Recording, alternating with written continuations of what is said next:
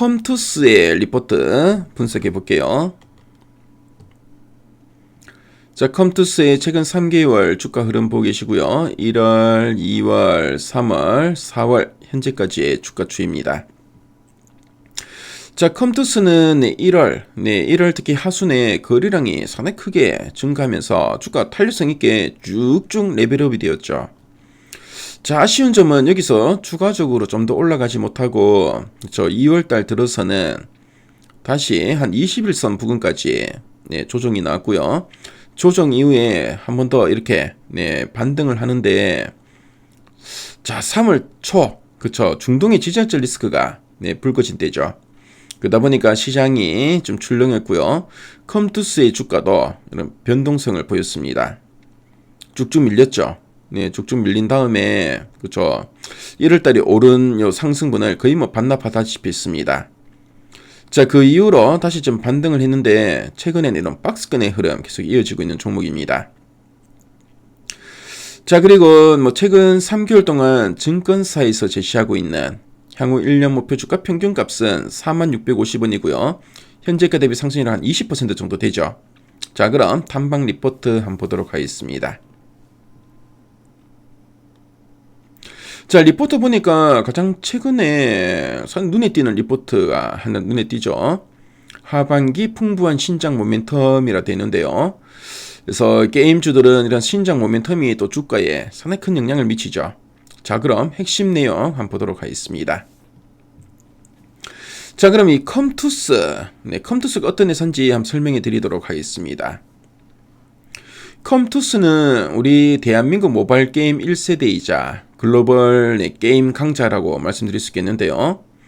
그래서 우리가 스마트폰을 즐겨하는 모바일 게임을 기획하고 만들어서 전 세계에 서비스하고 있는 게임 업체입니다. 특히 여러분들 중에 뭐 야구를 좋아하시는 분들은 컴투스 프로야구 아주 뭐 익숙하실 건데요. 자, 컴투스의 가장 큰 특이사항이 뭐냐면은 서머너즈 워라는 어마어마한 히트작을 가지고 있다는 점입니다. 이 서머너즈 워 하나로 우리 한국보다는 미국, 유럽 등 해외에서 훨씬 더 많은 돈을 좀 벌어들이고 있고요. 그래서 그러다 보니까 이제 글로벌 게임사로도 좀 많이 알려져 있죠. 자, 근데 뭐 최근에는 본업인 게임 외에도 메타버스나 미디어 쪽으로 이것저것 이제 손을 대었는데요.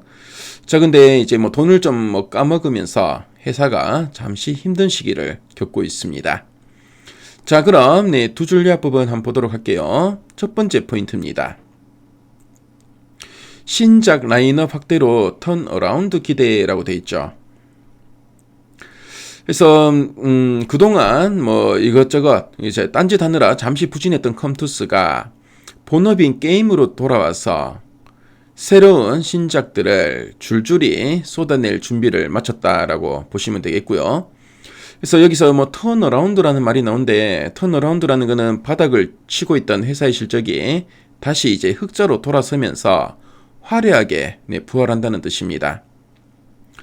그래서 새로 나오는 신작 게임들이 돈을 벌어다 주면서 회사가 다시 예전처럼 돈을 이제 많이 버는 좋은 시절로 돌아갈 것으로 기대한다는 긍정적인 의미로 보시면 되겠습니다.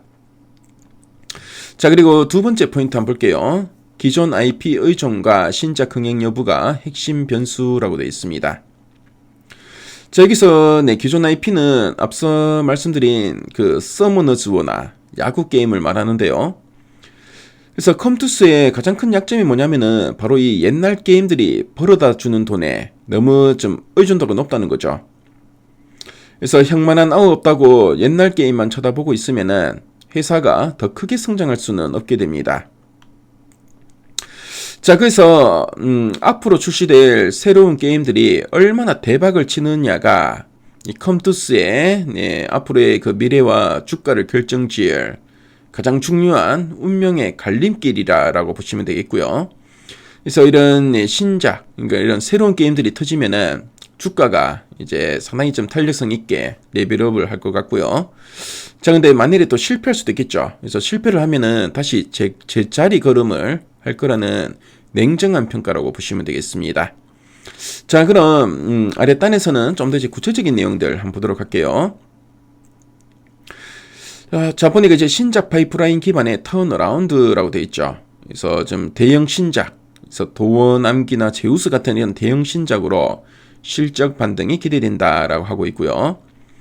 자, 그리고 기존 IP 의존 구조와 리스크가 되어 있죠. 그래서 컴투스는 앞서 제가 뭐 두 줄 약부분에 말씀드렸지만 서머너즈와 야구 게임이라는 이런 옛날 게임들이 벌어다 주는 그런 실적에 많은 의존도가 있는 종목입니다.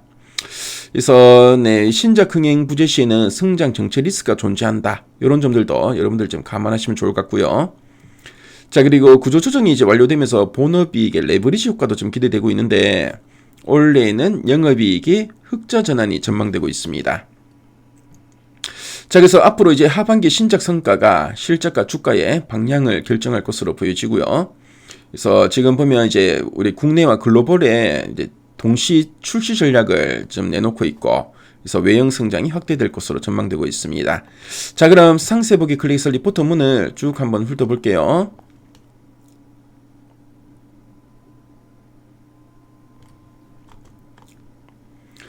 자, 그래서 앞서 우리 핵심 내용 보기에서 봤던 내용들이 쭉 나오죠. 그래서 이런 신작 IP를 통해서 제도약 발판을 이제 마련하게 되었다라고 언급하고 있고요.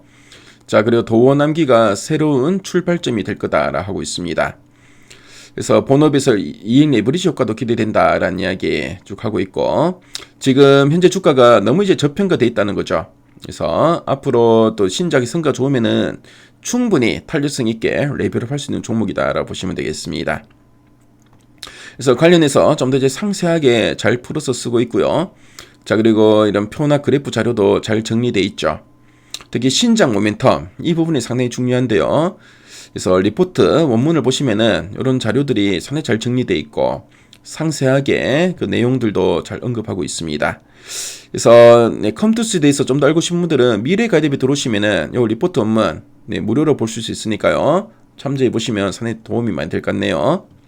자, 지금까지 컴투스 살펴봤습니다.